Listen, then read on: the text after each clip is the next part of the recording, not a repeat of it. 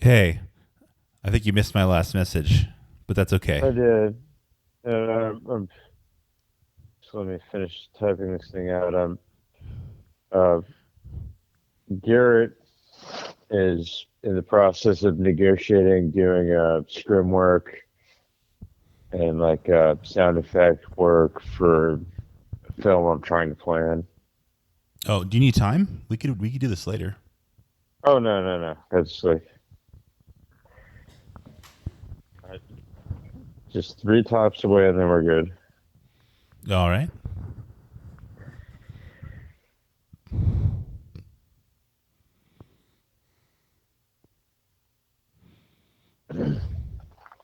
Sorry about that. I would have called you. I just got dragged into a conversation I didn't know I was about to have. No, I hear you. Can you hear me all right? Yeah.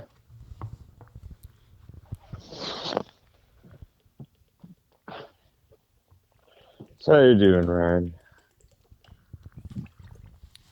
I'm pretty good. I had a really long conversation with Echo, and that went well. And played some bass today. Oh heck. Yep. Pretty relaxed day. Yeah, that's the way to do it. So, are you available now? Mhm. All right. So, I guess we just have to redo the whole thing, right? Yeah, I guess that is what we're doomed to. So that recording device that you used on your phone, I guess it just got one half of the conversation. Yeah, it only got my side, and I don't know why. And I even went out of my way to get an app that would do both sides, and then it still didn't function properly, and I don't know why. Yeah. No. Oh well. I think I used to try Yeah, the. I think that's why I stopped using the phone apps too. Is because I think I remember no something like that. malfunction. Yeah. So you're being recorded, as you know. Yeah, yeah, of course. Shoot. What is your name and where are you located? I'm Joshua Gow, and I'm in Fayetteville, North Carolina. What brought you to Fayetteville, North Carolina? Oh, my dad's military career, honestly, and my stubbornness to stay here and not go somewhere else. What's what branch of the military is your dad? My dad's Army. He was airborne forever ago. Do you have you ever lived somewhere else in the world? Yes. Um, Honestly, I've been all over the Eastern Seaboard and in a couple places in Europe, just like standard places that military brats get dragged through. I've been to Germany. Uh, Did you do? Keep in mind you're being recorded, and we might play this on our yeah, channel. yeah, Okay. 100%. So when you were in Germany, how old were you? Three? Okay, so you don't really have any memories of Germany. No, no, God, no. It's not. Is there anywhere other than Fayetteville that like you lived for a long time? Yeah. Uh, I lived in Utah for 3 years by Dugway Proving Ground. I lived up in New York, both in Queens, New York, and in upstate New York, which is honestly very different territory. And each of those I had about 2 or 3 years in. Everywhere else is kind of meandering. So, but as an adult, you've spent your life in Fayetteville. Yeah, I think that's fair. Okay. And what are the names of your primary projects? So my rock and roll project is Reuniontour, and we play like 70s, 80s style rock and roll that has a progressive edge, but is also aware in its content. All right. My How long have you been my doing that? uh 3 years now. And It's still fresh. do you have other collaborators? Yeah, I have a whole band at this point. I started that out completely on my own, and honestly, it kind of sucked doing it. But I kind of had to come to that conclusion where it's like you got to do it by yourself for a while, and then eventually people will come and they'll put in the time and the work because they see that you mean business. Right. But that was actually the project that sat on the back for a while. The Static Lounge is kind of it's both a group and it's not. It's I have a group of people that I do improv jazz with, but also it's not really a band.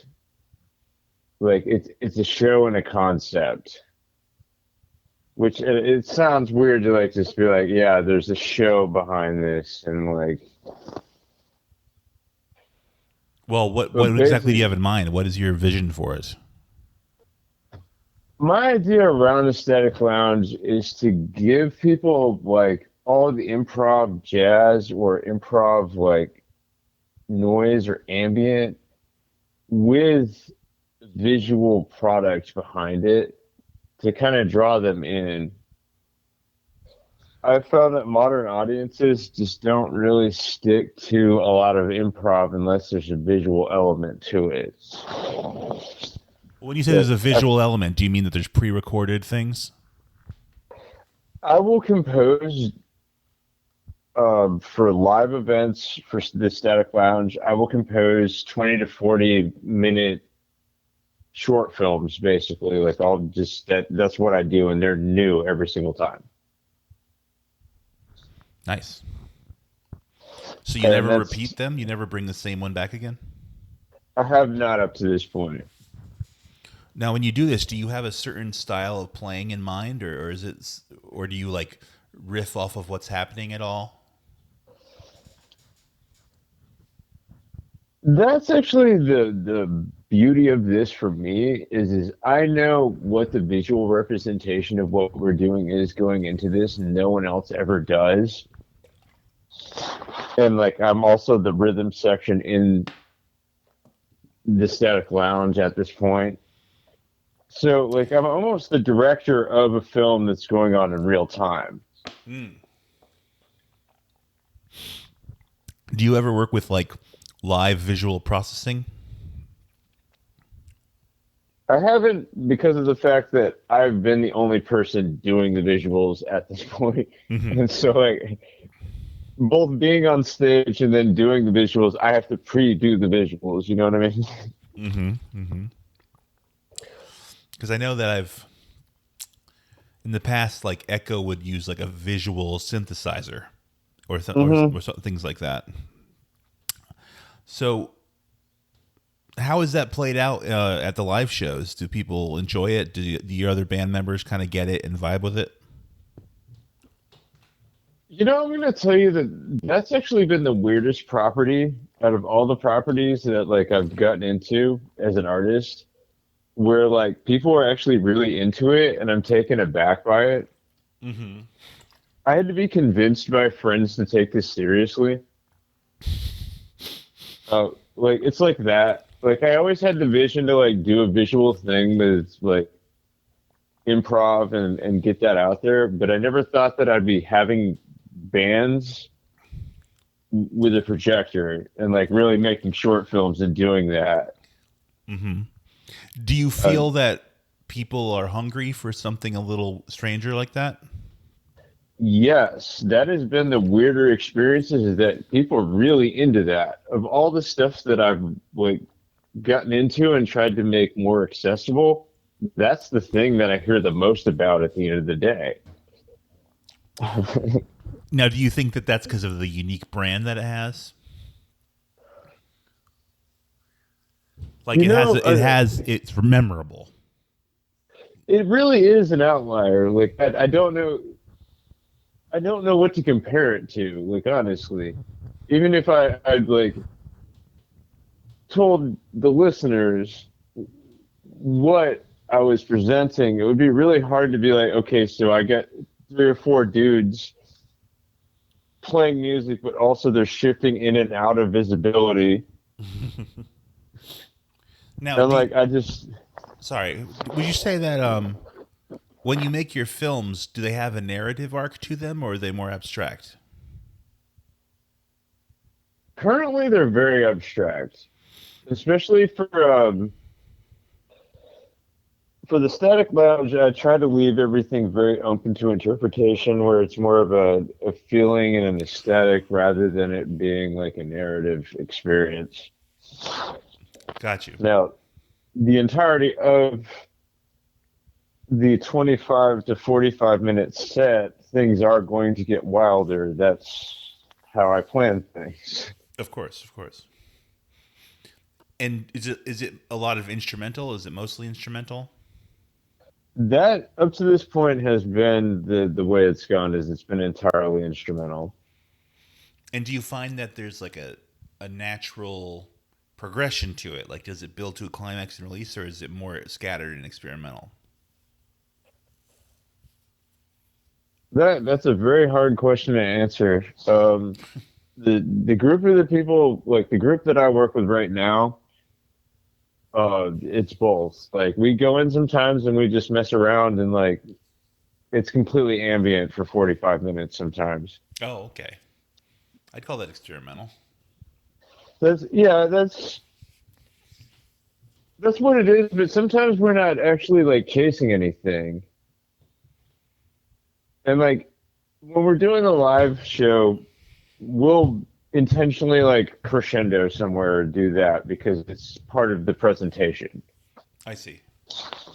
Do you do recordings with that act? Yes. Oh yeah. We basically record everything that we do. Oh, where do you release it? Oh Lord. We have that on a Bandcamp, and like I will have to like link that off the record. We will. Yeah, Uh, we'll add that in post. yeah. So, tell me about another of your projects. What's another one?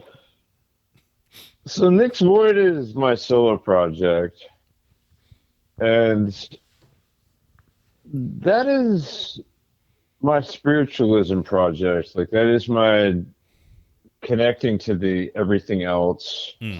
Rather than having a direct message, it's a very indirect take this in where you are kind of music. I don't think it's for everybody, Mm-hmm. but I think it will speak to the people that it's supposed to. I see. Ears to hear and eyes to see. Yes. Yeah, Yes. exactly that. Now, what instruments do you use in that project? So I wish that was an easy question to answer because I use harmonizers. Like I play guitar, quote, but then I'll have three and four harmonizers stacked on top of each other, working in weird octaves, Hmm. and then I'll have three or four distortion pedals on top of that. And so for me to say it's playing guitar is kind of a lie.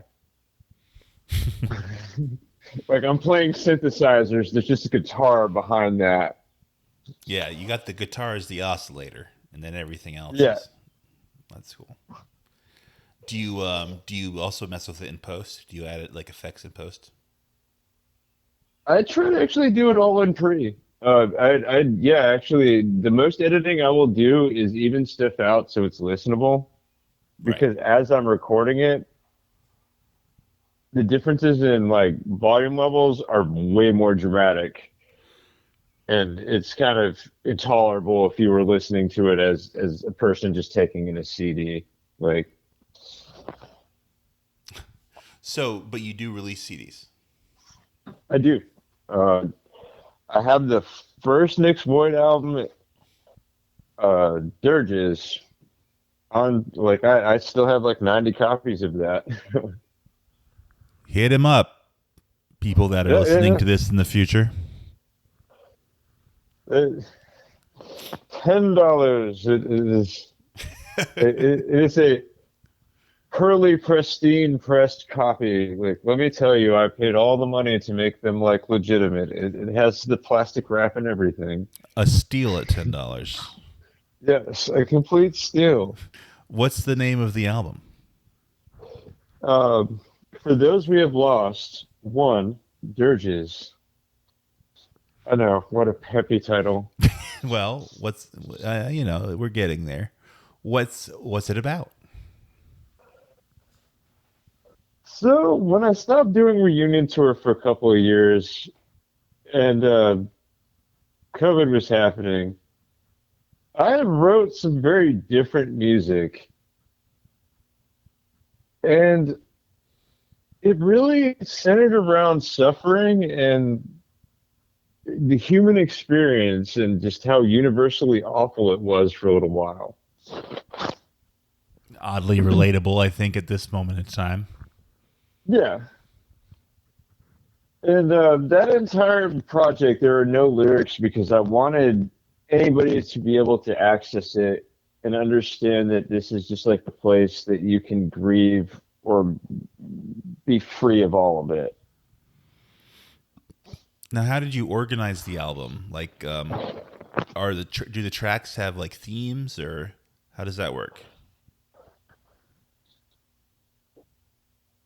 I recorded all of this in like a 2 year span and listened to it honestly for like months. And like even I debated with myself if I was ever going to release this stuff because I felt like it was deeply personal and kind of weird. But at the same time, I kept getting this feeling like it needed to be out and like other people needed to hear this because they're grieving too. Now, is there anything personally you were grieving, or are you speaking about just the way the world was for the last 2 years, 3 years? I lost a good couple close friends and two mentors over that time, and it really kind of messed me up. Yeah. Like, and not even like I can retroactively be like, okay, this has influenced me to do better things in my life, but also losing your mentors will always kind of stick around in your head. Mm-hmm. That's true. So all of that went into the album. Yes. I left, literally, my next door neighbor fell down the stairs and died. Wow. And yeah, like I had several very close people to me that didn't stick around for that span, and like I had to kind of compartmentalize it. Yeah, that's rough, man. And then all the other shit, COVID on top of it, all that. There's Yeah. sounds like a pretty dark time for you. It's made me a better person. That's all you can ask for. Yeah. But now you got a work of art out of it and some lessons. Yeah. So And there's a second half of that album coming out is probably there by the end of this year. also 10 American dollars, United States human dollars? Yes, yes. All right, everybody, go purchase the first one and anticipate the second one, and then when that comes out, purchase that one too. So Definitely. Josh, Yes. what got you into music? Like not your parents' music they liked, but what got you into music when you were young?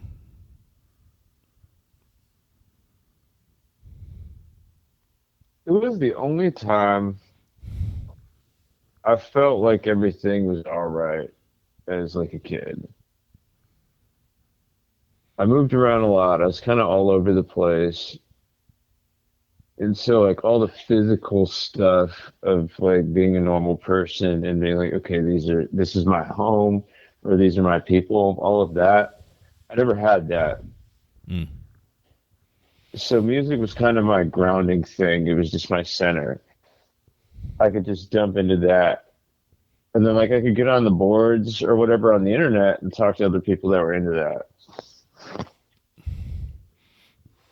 And But was that and before, so that was something you did a lot when you were like I guess in high school and maybe younger. well, yeah, even as like a middle schooler, it just was the escape. Like I always, forever, I can't remember a time before music was an escape from all of it. It just was the thing that tied it all together. And you eventually picked up an instrument. Yes. What was the first instrument you decided to play on your own? Cello, actually. Cello. Now, how did that happen? My parents had a thing for classical instrumentation. I went with it. Why not? And how old were you? That, oh, God, it was elementary school. Oh, And I wow. held on to that. Yeah, I held on to that through middle school and up into high school. And then flip over into like percussion and the other instruments that most folks know me for until like high school. Mm. Damn. And then what did you start playing? When did you decide to be a rock and roller? That the like the very beginning of high school, I was like, I want to be cool now, and like I went through that stage where I was like, I'm definitely a nerd and can tell. I played lots of video games, enjoyed lots of comic books. Sure. You get that feeling, and you're like, oh, music's my way out. Like all nerds kind of know this. Yes. Like, you got to pick your alignment. It's like, are you going to get beat up or are you going to play music? Yep. It's funny though because like now that we're adults, comic books and video games have taken over the world. Like Isn't that weird? like the whole world. We made the whole world nerdy instead of us becoming like them. Like You took it over. we took it over. Happened. Yeah. But boy, it wasn't fun growing up. No. Until high school, it was pretty rough for me too. Then when I shot up a foot, I went from 5'2" to 6'2" in 7th grade, and then suddenly people didn't mess with me as much. But yeah, it was elementary school and middle school were rough. Yeah, not a fun time. Wouldn't revisit. Yeah, that's true. Most people, especially in middle school, man. Middle school is a jungle. People are so cruel in middle school. And you know nothing. And you know nothing. You just learned that you can do things your parents don't want you to. Like you just learned it. But you don't know why. But you don't know why, you don't know how, you don't know who you are, you don't know what's going on around you, you don't know what anyone else is like. And so it's just like, especially boys, they just massacre each other in middle school. It's like, Yeah, oh yeah. it's crazy. Sorry, I went off on a tear in middle school for some reason. No, that's I'm with you 100%. Like when people get nostalgic about like their quote earlier years, where they oh yeah middle school, high school, I'm just like I was not there for that vibe. No, man. My best life is ahead of me. I think you feel the same way too. Have future nostalgia. Yeah. That's, Until I'm like decrepitly old, my best life's ahead of me. that is how I've always viewed it, and I want to keep it that way. Like I have not heard the best song yet. Hell yeah. That's I want to. Somewhere out there is the best hamburger I'm ever going to eat, and I don't think I've eaten it yet. I know you don't eat it. Exactly. But like, No, I'm a vegetarian out of like a handful of reasons, but like meat's still all right. Don't get me wrong. I spent most of my life eating it, Well, even like vegetarian, like I like a lot of the new Impossible stuff that they have, and I like seitan. You know, there's some good veggie options out there now. Honestly, if you know what you're doing, it stands up to most meats. Like, it's just really just the cooking knowledge that's involved with that. Because they all cook differently, and they don't cook like meat at all. Right.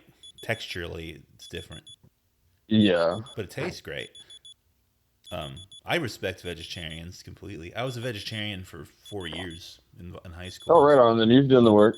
Yeah, I put my time in. But, yeah, I think I still love veggie meats. So let's wrap it back around to something a little more on topic. yeah, let's do that. Tell me about your film work, because I know you've been doing a lot of recording of people. Yeah, that's my bread and butter at this point. I mean, what do you do? What do you like to? Who do you like to record? Currently, I get everybody that's kind of in the CFR collective. The Commodity Fetish Records. That's our thing. For those who don't know, we have a thing. I'm sure there's text above or below this that will tell you that. Oh yes, definitely. But I try to cover everybody that's on that label, and then the folks that are in Greenville and Fayetteville. That's really my reach right now. I mean, that's a lot of work, though. It is, actually. Actually, just brought on... Last night, I finally brought on another camera person, and I'm, thankful for it. Oh, who's that? David. I'm not going to remember this person's last name, but this is a David you've met. A David I've met. Is he a little nerdy? Does he have glasses? Yes. Is it David Terry? Yes, it's that David. Exactly. Oh, David's great. I love him. Yeah. That's a good pick. I get to put the camera in his hands and be like, here you go, do the magic. And he did the magic. Oh, hell yes. You got David Terry wrapped up in all this? That's great. Yeah. Oh, yes. Okay. So the whole game, I want to do a film adaptation. Oh, God. House of Leaves is the piece of literature that I want to adapt, and I want to do it Tarkovsky's style. Nice. And that's, yeah, here we go. Controversy. I like Russian film. So controversy there. I don't think so in the intellectual world that understands that governments are governments, but yeah, that people are people and culture is culture, and it's not the same thing. Yeah. Putin probably doesn't even watch films anyway. No, Putin doesn't give a shit about Tarkovsky. No, I don't think he even cares. I think he mostly likes to wrestle. 3 hours long. I'm not watching this. He just likes war and wrestling fish. It's kind of his things. But anyway, tell me more. But my whole game for the last 2 or 3 years is I want to create a network of folks that it's an artist-controlled factory for making films. Hell yeah. Where we all have it on the inside, and everybody that we know is part of this process, and we're making quality content, not BS, not trauma films, but right. Lynch films with a bunch of people that love what they're doing. That sounds like a great idea. In the Southeast. Yeah. And then what in addition to that, you're gonna document festivals and shows and stuff? Yes, that's my meat and potatoes. I gave you the dreams, that's my meat and potatoes. I go to everybody's shows, I cover everybody's thing, because honestly, no one else is doing it, and I want to document all the awesome stuff that is constantly happening down here.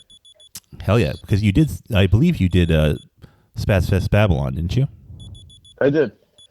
I covered the whole thing. I covered American Babylon 5, and actually I covered a show at the 506 that Poking Holes should have been at. Yeah. But Rumble Trip and my guitarist Andy Lane were there, and MG, and I got to film all of them and hang out with them. Nice. Where were you, Ryan? You were down the street, right?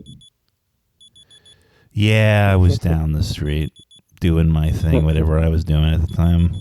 Nah, I'm just busting your balls. Man. Yeah, it's all right. It's fair game.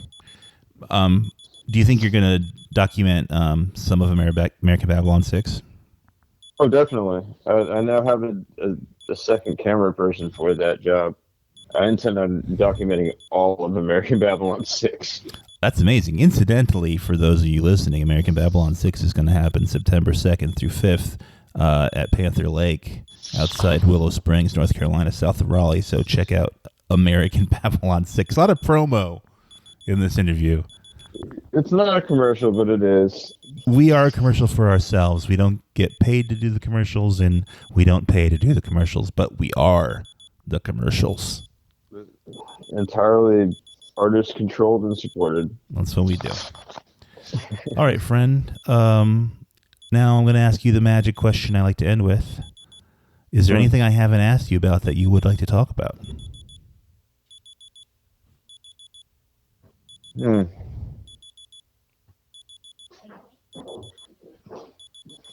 I'm going to pick something for funsies.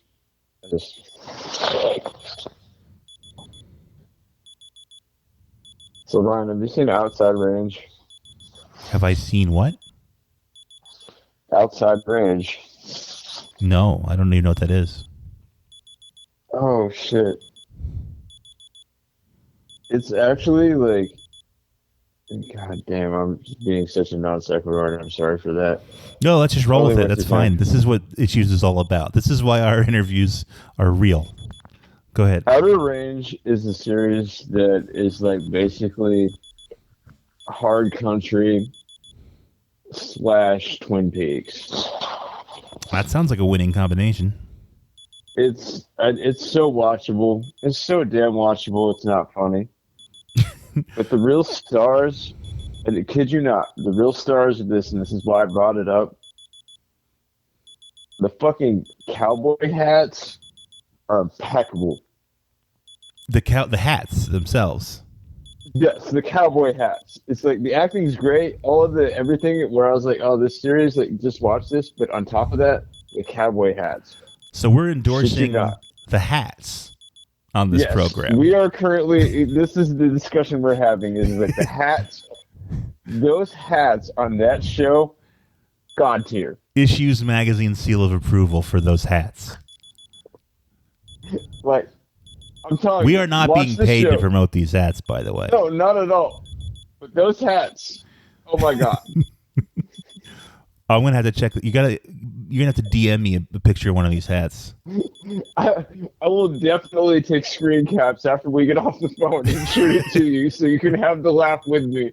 Hell yeah. This is like, there are dramatic, like, I'm a filmmaker, and I watch this and I'm like, oh my God, that is a very expensive hat and shot. That was like the best answer to that question I think I've ever got. I got a lot of good answers. I'm not shaming anyone, but that's like the best one I've ever gotten. All right, Josh, this has been Ryan O'Dowd. I never said my name.